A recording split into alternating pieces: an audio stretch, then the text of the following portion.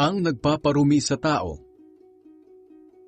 Muling tinawag ni Jesus ang mga tao at sinabi sa kanila, "Makinig kayong lahat sa akin at unawain ang sasabihin ko.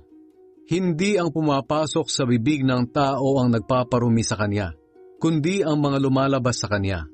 Kayong mga nakikinig, dapat nyo itong pag-isipan." Pagkatapos, iniwan niya ang mga tao at pumasok sa bahay. Nang nasa loob na siya, tinanong siya ng mga tagasunod niya kung ano ang ibig sabihin ng talinghaga na iyon. Sinabi ni Jesus sa kanila, "Bakit? Hindi nyo pa rin ba naiintindihan? Hindi nyo ba alam na anumang kainin ng tao ay hindi nakakapagparumi sa kanya?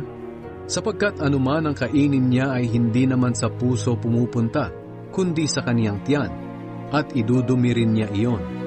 Sa sinabing ito ni Jesus, ipinahayag niya na lahat ng pagkain ay maaari